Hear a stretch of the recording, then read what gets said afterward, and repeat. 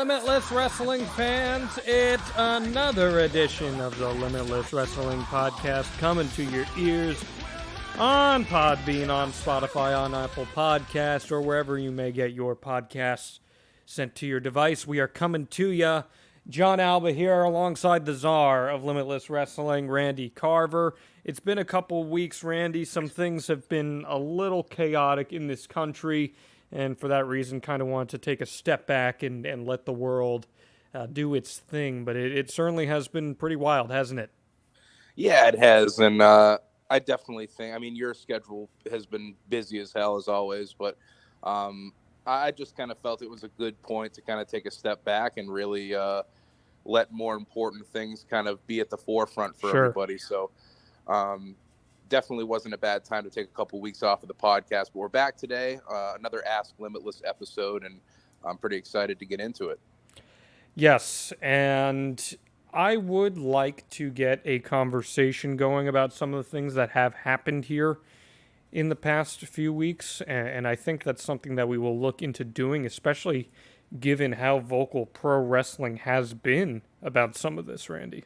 Yeah, and I'm very happy to see that. I've been talking with a lot of Limitless roster members and colleagues, and I think that we are going to get together a podcast episode. And not only that, I'll spoil a little something here that's coming in the next few months. We're getting together a Limitless magazine, a little like not necessarily something that's going to run very frequently right now, but we're at least going to get an issue out there. And I've been talking to Aiden Agro specifically about maybe writing something about the world today in his own words and his experiences. And, it's just crazy right now. We went to, myself, Agro, and Danger Kid went to the protest here in Bangor like a week ago. And very powerful shit, and very, very good that it stayed peaceful. And a lot of roster members I've been seeing have been, attending and doing their part and getting the word out there. And I would really like to get a podcast together with a few different people and kind of just talk about different perspectives of this. So hopefully we'll begin that. And I'm glad that you guys got out there and protested.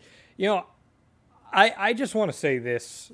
I did my 3 years up there in Maine, and there is a severe lack of diversity there. I grew up in an extremely diverse part of the country, and right now I'm in a pretty diverse part of the country. And up there, in Maine especially, there really isn't a lot of diversity. So to see it coming out and being demonstrated, and many coming out in support of it, and obviously there are some who are out against it, but to me, I think that's really eye-opening for a lot of people up there to see some sort of proactiveness towards diversity. Yeah, absolutely. And it was eye-opening to me in Bangor, where I think the total population of the city is like just over 30,000. And there was well over 1,000 people that were there the day that we were there. So very cool to see how many people are coming out. It certainly was. And that was something that was really refreshing to see. So we're going to try to provide some entertainment for you on this edition of the Limitless Wrestling Podcast. As some of the world starts to get open again, there's some pro wrestling shows that are going to be running in the next month and a half, which is pretty exciting. Your boy might even be on one. We'll see what's going on there. Just keep your eyes open, folks. But there are certainly some getting open. That's got to be encouraging for you, Randy. It's very encouraging, and we'll get into it more with a few of these questions, but it's definitely encouraging because there's been a lot of different points where I've just felt very discouraged, and I think a lot of people join in that same sentiment of just not really knowing when things will be back to any sort of normalcy, when who knows how long still it'll be until we get like a normal feeling Limitless Wrestling show in the Yarmouth AmVets. But it's definitely moving in the right direction. Maine has entered stage 2 of the reopening process, and there's a lot of places that are like flourishing right now with being able to figure out ways to distance and still be able to open their small businesses. And it gives me hope that maybe by the end of the year we'll be able to do something that at least feels like a genuine Limitless Wrestling experience. But my fingers are crossed, and we're obviously going to keep looking into what's going to be the safest option for the fans and wrestlers alike. Well, we asked you to ask us questions, and we got plenty coming to us here via social media. So let's get to it. Jessica Lynn wants to know on this topic, Randy, what are your thoughts on drive-in wrestling shows? Would you ever do one? Or do you have any thoughts about bringing Limitless back safely? Well, I think about bringing Limitless back safely every day. But I don't think there's a reasonable way to do it right now unless it was in some kind of drive-in function. And I've actually been speaking with the Bangor drive-in like as of 2 hours ago, I guess. And we've been exchanging emails and just trying to figure things out to see if that's a possibility. They've been bringing in a few different, I think they're bringing comedian Bob Marley in for a couple shows. That's coming up in the middle of June. So maybe something late June, early July, potentially for there. And I don't really have the outreach of any of the spots in Southern Maine. So I guess if anybody does for any drive-in theaters, hit me up about it. But I'd like to do it. I just, with anything that we do under the Limitless banner, I want to make sure that it lives up to the experience that Limitless should be. So it's really all about logistics and how this would come together and how ticketing would work as well. But I think there'd be a limit on the amount of cars that would come in. But even if that's the case, I think it's something that I'd like to try and be able to do something in the downtime. So it's definitely something that we're looking into. It's just about getting the right location, the right space, and the right time frame. And it is something that other promotions are doing. Just the idea, maybe instead of streamers being thrown, people start honking their horns. That's what I was thinking about that earlier. I'm like, how are they gonna? If someone starts a clap, is everyone gonna synchronize honk? But also, like on the topic of anything Limitless, we have been kind of shooting around the idea of another studio taping within the next. I mean, to be honest, like I don't think that's realistic for the next month or so. But if things do keep trending in the right direction. Maybe midsummer if we took the proper safety precautions and really figured out what we could do with the studio taping, we may be able to do something that may stream on IWTV and just could be something good for the wrestlers too to actually get back in the rings. There's a lot of roster members I know who haven't been in a ring now in over 3 months. Isn't that crazy? It's bizarre. I mean, we just got the school opened back up this week, and it's kind of funny, like seeing some students who have come in to like run the ropes and anything. Just it's killing them now because it's been so long. Your body kind of calluses. Absolutely, and even if like I was talking to Anthony Green, and even after a few weeks of being out of the ring, you do start to feel it. Like you go from such a rigorous schedule of whether you're wrestling or training, at least being in the ring once or twice a week to then having maybe 2.5, 3 months without it. It takes a toll. It's like playing an instrument too. There's a lot of muscle memory. Your fingers, if you're playing guitar, they callous. And then Absolutely. You go a little while without playing, and all of a sudden it's foreign to you. I think it's a really cool idea to get the studio tapings going again. I was never a big fan of studio tapings, but in this COVID era where everything is a studio taping, I've kind of gotten used to it. And I mean, how do you think WWE has done it and AEW? And those are both a little different. Impact hasn't really had anyone in the crowd, but AEW kind of has performers who are allowed to cheer and boo whoever they want, whereas WWE is kind of doing it. The heels. Everyone boos the heels. Everyone cheers the baby faces. How do you feel about all that? So I've only seen one WWE show since they have had some of the NXT talent in the audience. Your boy Stokely is incredible in all of them. Yeah, he's fantastic. I think it definitely enhances the WWE environment to have that. I think that the WWE studio taping style with no one there just felt a little awkward at times, and AEW really capitalized on doing something similar to what we've been doing for a while that we adopted from Beyond Wrestling. Ring of Honor does it with their Future of Honor series as well. Like the wrestlers being around ringside and actually cheering who they want, booing who they want. It all makes sense. I liked when they had MJF and Shawn Spears betting on the matches. Do you prefer that they get to pick who they cheer for versus the WWE style of you boo the heels and you cheer the faces? Well, I think, when you have guys around ringside like a Shug D, for instance, or Danny Jordan, the locals, like I would probably want them to kind of stay on track with what they're presenting. But if you have like an MJF out there who obviously hates Cody Rhodes, for instance, or any of the Nightmare family, I mean, it only makes sense for him to stir some shit.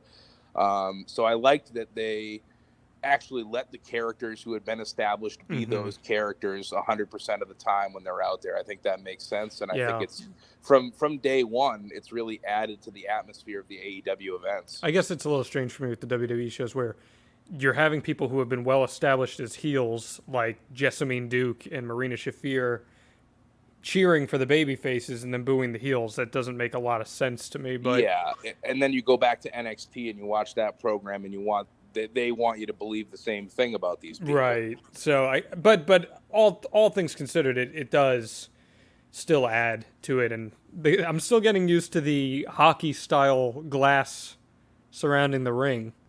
Yeah, that's an interesting touch. The plastic or whatever it may be. I start to wonder if that's something that they'll adopt when they go back to live events. Could be. Certainly could be. That would be interesting. I wouldn't want to put someone like Ace Romero around those. I know that. I'd go through it. Kudos to Ace, though. He looks good. He's dropped some weight. He looks good. Dude, he looks incredible. He's trying to drop a substantial amount of weight before their upcoming pay-per-views. So he's really working hard right now, like two or three workouts per day, eating right. He's kicked alcohol. So he's really taken this, downtime in quarantine to just really better himself and become the best pro wrestler he possibly can. So I'm very excited for him moving forward. Good for him. I also want to add, before we continue here, we've been running the Alba Star Search. We're kind of putting that on hold right now with more pressing needs, needless to say, but we will get back to it. I promise you that, and we'll get our promo off between some people excited for that. Henry asks, favorite things about being a promoter, Randy? I mean, there's a lot of things that I love about it. It's really what I've wanted to do for as long as I can remember, since being like 10 years old. But I love those kind of moments of bliss when everything is going how you planned, or maybe even better than you planned. Like when you feel a crowd, getting behind something that you really hope that they would, or just any organic moments that are created out of things that you're presenting. I think back to the beginning of the Casanova Romero the Casanova Romero AG triple threat from January, I believe. And the atmosphere for that championship match was just unmatched. It was crazy. And it really felt like an organic scene because Christian had just come so far. And I think just about everybody in that building that night wanted to see him walk out as champion. I think about the 2019 Vacationland Cup, a lot of aspects of that show. That's one of my favorite shows in Limitless history. The MSP breakdown, the finals coming down to Anthony Green and Ace Romero. Anthony Green finally getting his big victory and moving on to wrestle MJF. There's just moments that you feel that captivate an audience, and I feel very strongly about the audience that we do have, and being able to see them taken for an emotional roller coaster ride is a very fulfilling thing about promoting events. The cage falling down. That one I look back on more fondly than in the moment. Oh my God! In the moment, it's a disaster, but in hindsight, that is like the genesis of Limitless right there. Yes, that I think solidified how good this fan base is, and I know that's very cliche to say for any promoter about his promotion and the fans of it, but you would not see that everywhere. I think there's very few wrestling crowds that you would see kind of rise to the occasion like that and not, be very weary of the promotion after that. Instead, they were very supportive and understood that, shit happens sometimes. And it was a really cool moment. Lee asks, could we see an upcoming watch-along with JT Dunn? I'd be down for that. I think people really dug the watch-along, and we could bring JT on. We could pick 4 JT Dunn matches, have people vote, and then watch one with them. I'd be down with that. Yeah, absolutely.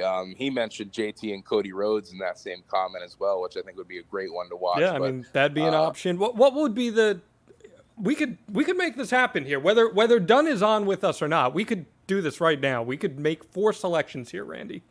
Yeah. JT Dunn matches. Let's do it. 4 matches. Okay. Cody Rhodes match. That's one of them.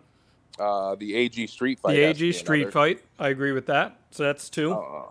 I would say JT Ace Romero from Pretenders Beware. Okay, that's 3. And one of the Kings matches, maybe. I like. Oh, we should. All right, fuck that match with Romero from Pretenders Beware. We should do. We should do the 4-way for the championship. Okay.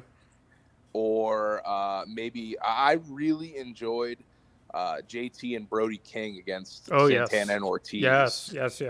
I think that'd be a fun 4th one. Yes. Okay. So let's go with those 4. We'll do a future episode on that. We'll try to line it up with Dunn where we can get him on. And even if we can't, we'll still do a JT Dunn watch-along show. Absolutely. That'll be great. Dude, you know how much I love that AG street fight. We talked about that.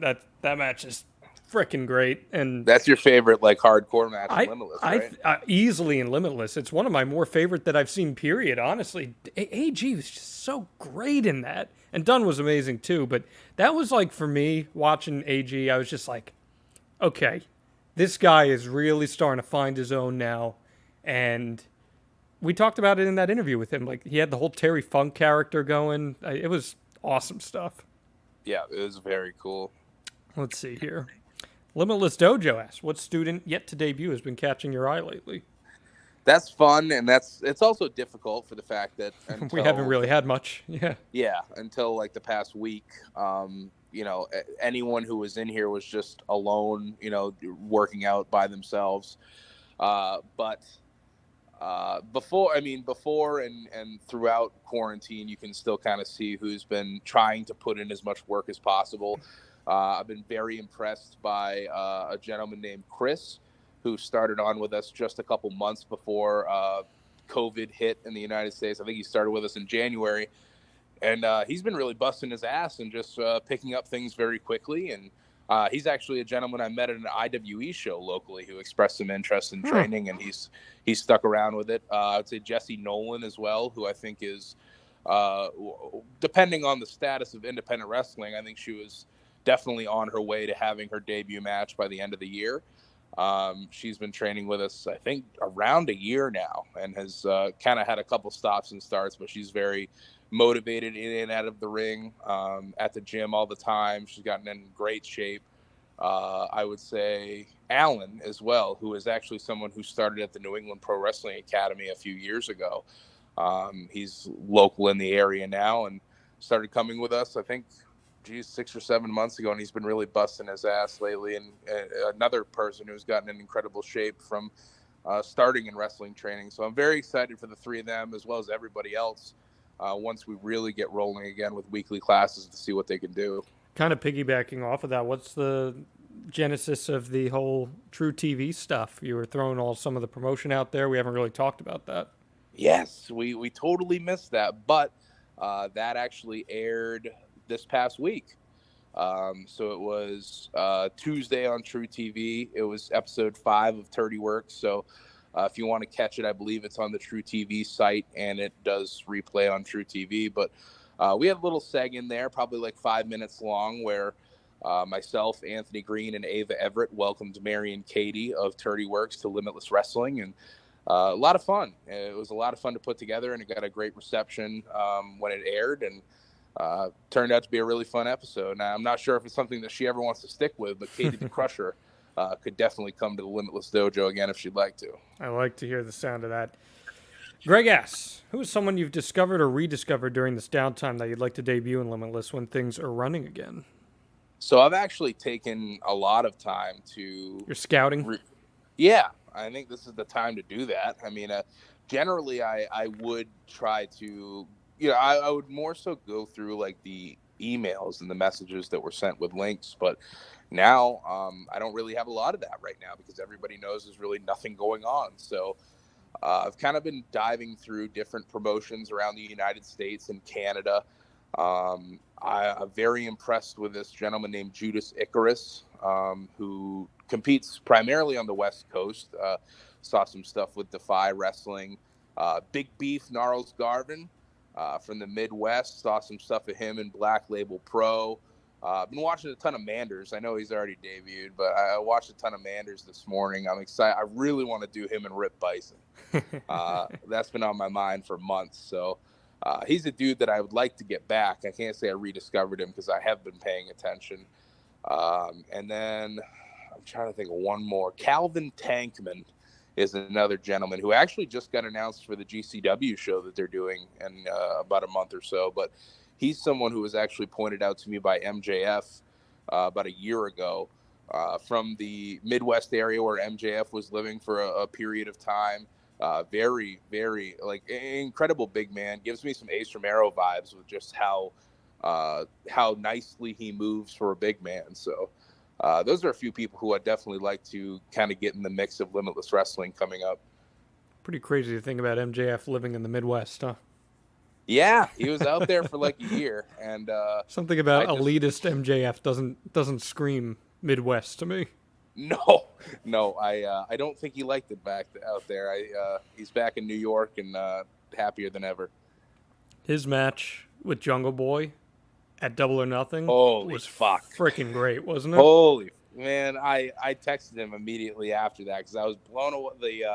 The reverse Rana is what got on the one on the apron. Yeah, Jesus, I was out of my seat on that. It just was. It so clean, but just so dangerous. I thought he was dead watching it first. Yeah, I thought he was dead. I loved that match. I really enjoyed it, and I'll always have a bias for MJF, but he's excellent in situations like that. How much fun would Jungle Boy have been in Limitless? Extremely fun. I think about that a lot. He was someone who we contacted. It ended up being right before he put the ink on paper for his deal, so there wasn't really anything that he was accepting for bookings at the time, but he would have been someone who would have been extremely fun, I think, in the mix. No doubt. I would have loved to have seen him and Eli Everfly tear it up. Could have been a lot of fun. Him and Casanova would have torn it up. Him and Jordan Oliver. Yeah. So some matches I would have loved to have seen. I went back and watched the Eli Everfly Brody King match recently. What do you think? Dude. It's so freaking good. I thought that was really wild to put it. I was excited about that because I don't know how many people knew it, but they were two dudes who came from the same school in California, different times. So they didn't have a ton of experience wrestling each other yet. And I actually think it was their first singles match they'd ever had. I watched it because Eli tweeted a compilation video of him just getting killed. In matches, just various clips of him getting killed. And he left that out. He left out because Brody hits his finisher on him. And do you remember the finish of that match? No, give it to me. So you know what Brody's finisher looks like, right? Yes. So he gets Eli up and he just screams, "You're effing dead." And then he drops him and Eli just bounces 4 feet in the air. That's fantastic. To his death, and I was like, "You forgot this one," and he tweeted, and he was cracking up because, oh my God, Brody mutilated him. Yes, he did. But that match was so great. You almost had a heart attack as they hit the chandelier. Oh man, that was the one Portland club show in the meeting beforehand. I forgot about the chandeliers, so I watched it slowly go back and forth and not fall, and then your life flashed before you, and I'm like, hey. There's some fucking low-hanging chandeliers, folks. And it was a total accident, but it was hilarious because I remember watching that live and you just freaking out. So. Yeah. Oh, boy. Alan asks, who has surprised you? Did I answer this one? Did I ask you this one already? Who has surprised you the most? Okay. So. Who has surprised you the most over the past year in Limitless Wrestling? Good question. Rip Bison? Rip Bison for sure. I think in the world of Limitless Wrestling, I think Rip Bison is definitely up there. Because if we're looking at a year ago, I think he was, I don't know. I don't even know if he was in the Rip Bison character yet. This is something that's kind of been a recent metamorphosis of his character. And he, the locals may know him as Tomahawk from previous, but that was just I always thought he was a good wrestler, but the character never resonated with me, and I don't think it really resonated with a lot of people. Yeah. And the change in the time that he put into really becoming a new character, top to bottom. Well, I think is as made him tons Tomahawk, more Randy, he's playing a pro wrestling character as Yeah. Tomahawk. Whereas now, it's like, here's a guy who's thick, meaty, and will beat you up. And that's Rip Bison, and he's crazy. He had numerous good showings in Let's Wrestle, numerous on the tapings. It led to him wrestling Warhorse for the IWTV Independent Wrestling Championship. I definitely think he's going to be a fixture of Limitless Wrestling moving forward. I would also say Jody Threat. Jody Threat, that's a good one. Jody burst onto the scene in September.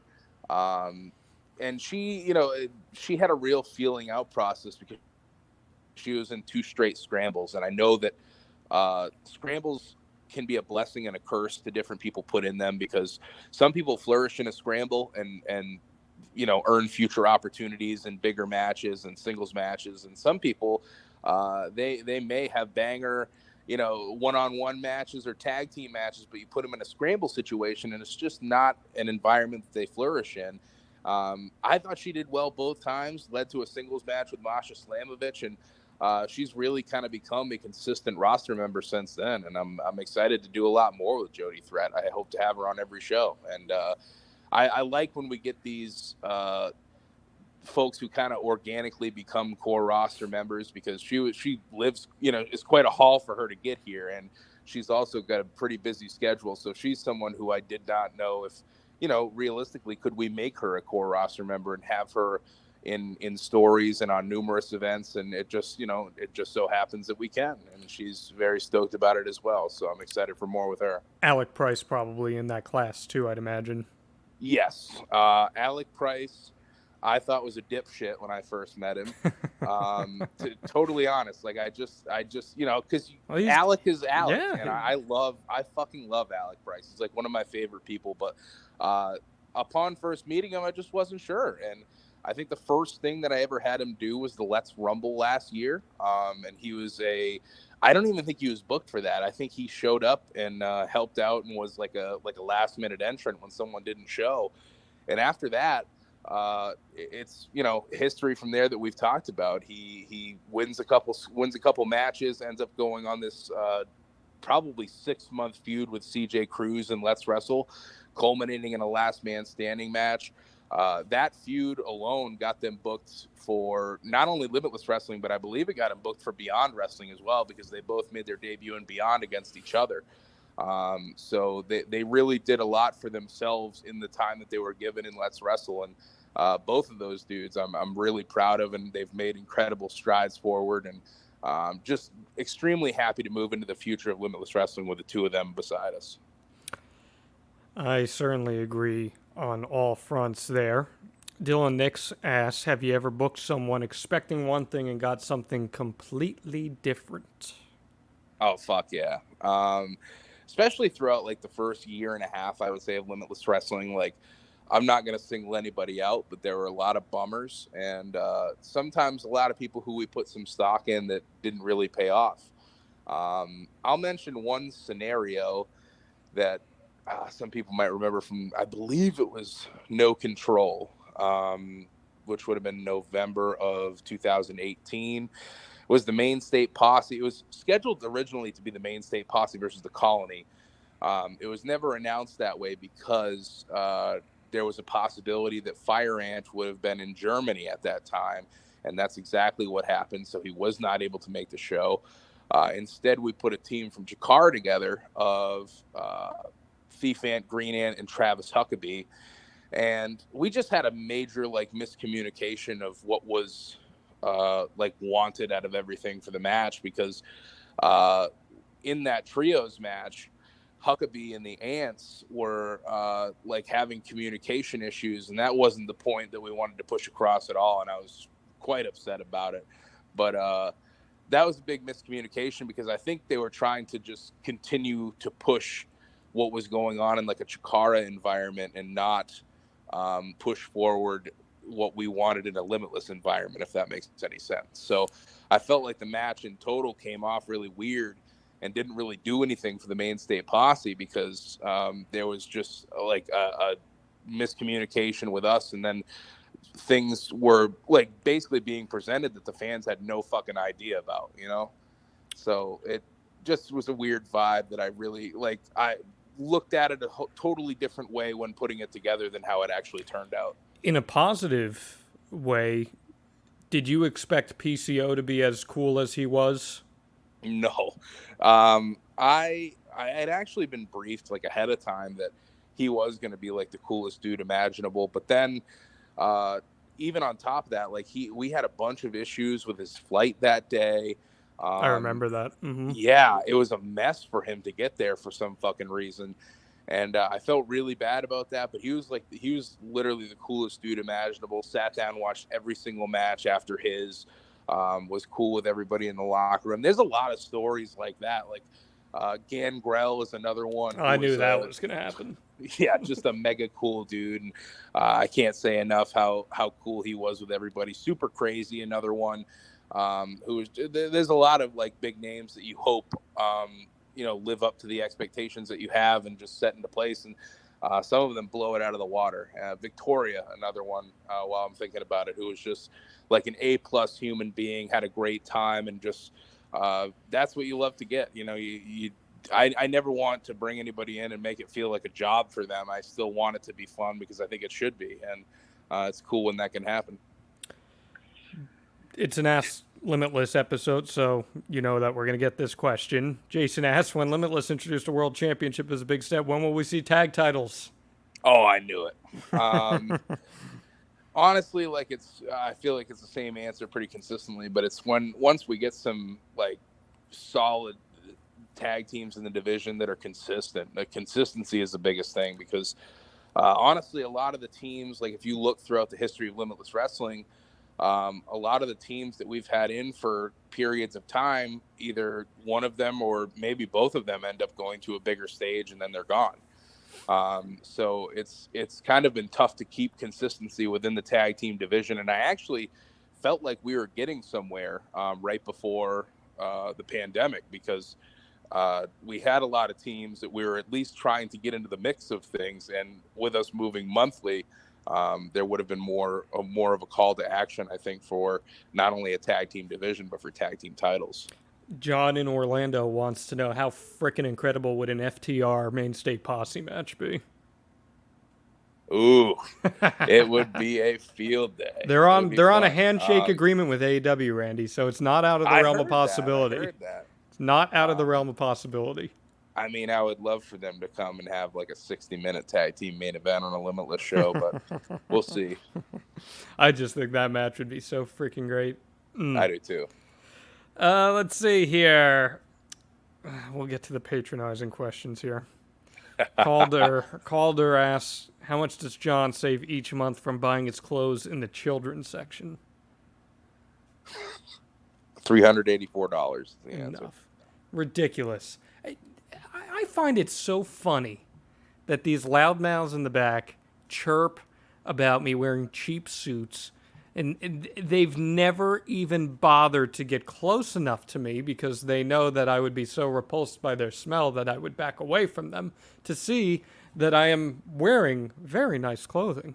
When I get in the ring, I am wearing clothing that I shouldn't be wearing, quite frankly, in Limitless rings, because, well, there's a track record of things happening to me when I get into a Limitless ring that I'm taking quite a risk, putting my very nice suits at risk. And I don't know. How about Mr. Grimm on AEW, huh? Good for him. Kicked me heels over head. Then 2.5 years later, 3 years later, whatever it was, makes his AEW debut. Maybe Brian Cage was working for me the entire time. Maybe so. You like the pairing with Taz, Brian Cage? I do. It was kind of out of left field. I didn't really expect them to be. I don't know if I expected Taz to be like an on-screen character other than a commentator at all, but I'm actually all about it. I think he's really good pairing, and that's a legitimate person that you feel like Taz would align himself with too. So it makes a ton of sense. Can people find Brian Cage and Chris Dickinson on the Limitless YouTube? Yes, you can find I believe it's the first encounter from Only Fools Are Satisfied is up for free. That match is so good. On Facebook. That match is so good. Yes. Oh, they beat the crap out of each other. Yeah. And then afterwards they said, let's do it again. So, And we did. and you did. Doug Weiser, the idiot. What specific Wow. run of Ken doll did John Alba draw inspiration for his gimmick from? You know, Yeah. I interviewed Eric Bischoff once, and he agreed that he and I were both Ken doll brethren. Wow. So that's more of an endorsement than you've ever had, Doug Weiser. Ooh. That's Eazy-E. Eric Bischoff, baby. Eric Bischoff, one of the most underrated WWE theme songs of all time, by the way. Oh, it's so good. I'm back. Just a stomper. But you know what song he came out to the very first night, Randy? What's that? Back in Black. But Oh, yeah? he came out to Back in Black, but they didn't acquire the license to it. So he could only use it once, and then that was that. That's weird. I didn't know that. Yes. Doug also asked, what is the perfect late night meal after putting on working a long wrestling show? Ooh. Typically, Whatever's open. Yeah, that's the problem. Is usually nothing is open, but typically I'm staying in the Portland area if we have a show, so I will usually frequent Autos in Portland. Is that the pizza place? Yes, Yes, they are open late. Damn good pizza. There's just usually not a lot open. Honestly, like now that we're running in Yarmouth, I just frequent the Yarmouth Cumberland Farms, and I get I get a yogurt and probably a drink, and I don't know. I don't really trust sandwiches that time of night. I think they've been there quite some time, so I'll dig around, grab a candy bar, and dip. He also asked, what is the best sandwich spot in the state? I'll give you mine. Jersey's in Bangor, and I think he opened one up in Old Town, Jersey Subs and Sweets. Okay, I've yet to be there. Are you kidding me? You've yet to go? Oh, Randy. There's one right by the dojo. I know. Oh, my God. It's by the dojo and by when you run American Legion. So I've never actually seen the location that's in the Old Town area. It is, and I can say this authentically as a Jersey-born and bred boy. These subs are outstanding. And Jason Coleman, who runs it, brings the bread in from Jersey, like, pretty much daily. Wow. And they give you a ton of toppings. I highly recommend the Boss. It is outstanding. Get a little extra vinegar. I'm craving it right now just talking about it. That's, for my money, the best sandwich. I know people, what's the deli in Winslow that people love there? Yeah, that's going to be one of my answers. Big G's Deli. Big G's, yeah. Big G's was good. I know I've been to a lot growing up in the tri-state area. I've been to a lot of delis, and yeah, it was good, but I like it. I think that's definitely a place, like, once you get your groove on what you know, what you like. Definitely get a lot of food. Yeah, and I would give a rub to Amato's, too. I really like Amato's. That's like a local chain, but like I feel like I frequent the Bangor or the Portland Amato's, and it's very good each time. Got to get jerseys, I'm telling you. You won't regret it. I'm going to try it. I'll try it this week. Get the Boss. Okay. Let's see here. What else do we got? Versace Stoner asks, with Chris Statlander and Anthony Green scheduled to face off for the Limitless Wrestling Championship before quarantine, will that match still be taking place when things return? I would say never, but honestly, I feel like the entire world of Limitless Wrestling, of Let's Wrestle, it's kind of all up in the air right now. I have zero clue if we're going to be able to come back with every single match that we were kind of pushing forward to do. I would definitely like to have this match between AG and Chris Statlander. I think a lot of people were looking forward to it, but I can't say for certain that it's going to happen when we get back. I mean, there could be depending on how long it takes, we could have a whole new outlook moving forward of Limitless Wrestling and, maybe even a revitalized roster. I have zero idea because things continue to change in the wrestling world every day, but there's no shows to be had. So it's going to really depend on how long it takes to get going again. Phil wants to know, will we ever see the Thick Boys in a Limitless Wrestling ring again? I hope so. To my knowledge, John Silver still has one of those open contracts with AEW where he is able to still work independence when able. And, you know, I really would like to get them back in the mix of things again. They were scheduled to come back in the mix of things very soon. But obviously shit happened. But I would definitely like to get them, and maybe even some trios action with Puff now that everybody's kind of on the same page. But to answer the question, I would like to have them back again as long as everything goes to plan contract-wise for John Silver, or continues to go the way that we thought it would for John Silver. Yes, until the return of monthly shows, what are some ideas you've toyed around for content? Well, I feel like if you're listening to this podcast, you kind of hear that stuff whenever we talk about it. Randy mentioned the Digizine and the magazine and all that kind of stuff. Can we get a column from Danger Kid about cooking recipes? That was something I pitched to you. I'll do you one better. How about a cooking show that's going to drop either today or tomorrow? That sounds disgusting. It was disgusting. But I tried the thing that he makes too. It's terrible. I thought you were going to be like, you know, to his credit, it actually tastes pretty good, but no. No, I think he probably sided with me. No one else would even try it. But no, I mean, what does he make? Tell us. Give us a hint. Really tease this thing. So there's peanut butter, cinnamon, a grain of some sort, and then there's a meat product in it that really throws everything fucking haywire, and I'll leave it at that. It's just, you know, you think it's going to be, you get about 2 minutes deep in the video and you're like, this can't be that bad. And then it really just takes a sharp turn. And does he genuinely think it's good?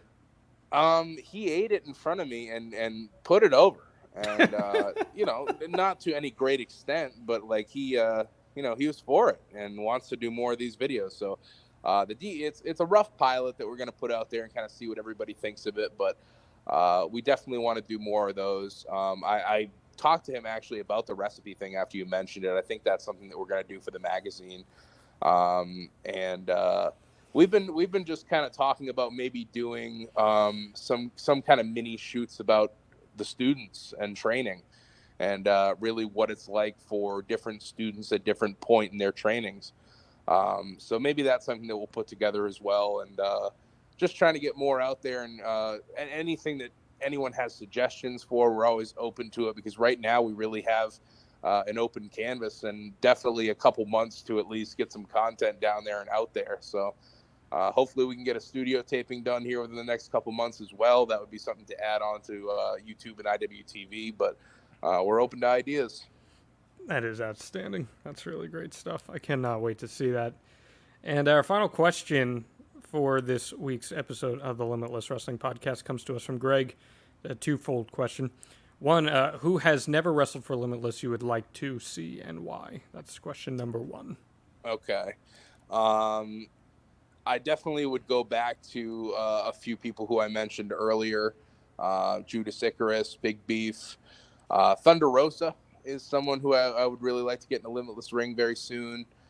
I can't think of anybody new to debut, but Judas Icarus, I just feel like, to go on the why, I think both he and Big Beef would fit very well on the Limitless roster.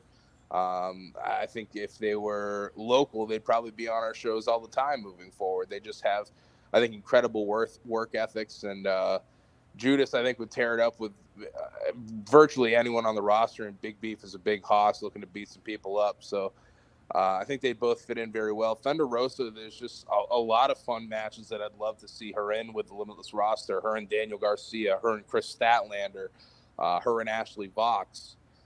List goes on and on. But I don't know. There's a lot of people. I have a big list, but obviously on the spot, I'm having a brain fart of thinking of new people. But those are three off the top of my head who I would love to work with.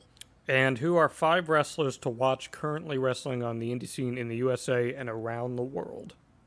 5 to watch. I'll tell you what, and we talked about him a lot on this podcast, but right now I feel like he is just on top of the independent wrestling scene, and it's Danhausen. Yes. He's changing the game, man. What's that? He's changing the game. He is. He really kind of opened things up for, I think, wrestlers like a Warhorse and Effie, Alley Cat, who are really embracing the character side of independent wrestling and really trying to build a fan base out of that. And I think they've done, all of them in their own respects, a great job in doing that. Trey Lamar is someone I've been watching lately. He was actually pointed in my direction by MSP. I've had a blast watching him. O'Shea Edwards is another one who I've been watching a lot of recently. I discovered him from the Beyond Wrestling Discovery Gauntlet. How much Casey Navarro have you watched? Actually, JT sent me a match of his not too long ago. He's very fun. He's very talented. He's so short and tiny, but he's so talented. He is. He's got a big-time underdog feel to him. Makes you want to pull for him in a lot of different situations. I'd love to see him in a Limitless ring. I think he'd be a fun addition, too. And I've been looking at all aspects of wrestlers, too. I've been looking at people who may be good for a Let's Wrestle. There was a young lady named, I believe her name is Molly McCoy, out of the Chikara Wrestle Factory. I've been looking to bring back Bobby Constellation, maybe getting a Chikara car together in general for when Let's Wrestle is going again. But I don't know. There's a ton of people. I have a list somewhere of tons of people who I've found during this downtime of just strolling through YouTube accounts of different, various different independent wrestling promotions. Speaking of Jersey, have you ever really looked into Mike Orlando? I feel like he's a guy who I always hear about, especially over the last 3 years. And that's not a name that's really come up in conversation with you. No, I actually know Mike Orlando quite well. We came up together. He started before me, but we were on a lot of the same local shows at the same time. He actually frequented IWE and Maine Wrestling quite frequently in 2013 and 2014. So I knew him and his tag team partner at the time, Buff John Graber, pretty well. Mike got in incredible shape. He looks like $1 million right now. He's had a rough go. He's had a couple tough knee injuries. Yes, I was just going to say it's been kind of rough for him because I feel like every time that he starts gaining steam and momentum, he's got some kind of injury problem that takes him out for quite an extended period of time. But I think he's a very talented dude. Have not seen a lot of his recent stuff, but he'll be someone I check out as well. Ricky Starks also is another dude who I actually talked to him a few times before everything hit and shut everything down. But former NWA television champion, I believe. I think he's exceptional. I think he's a superstar in the making. And if we can get him into Limitless at least once before somebody gobbles him up and gives him a contract for a lot of money, I'd be happy about that. Those are some great questions from everyone out there. We appreciate you participating in #AskLimitless. Next time we do one, we'll be sure to get that out there as we always do. Just be on the lookout for new content, as always, from Limitless Wrestling, especially on YouTube. Make sure you're subscribed over there.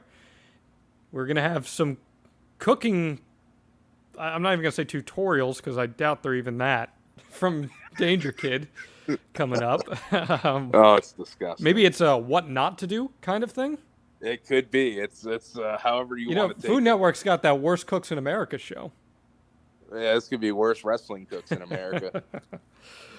When can we expect that, Randy?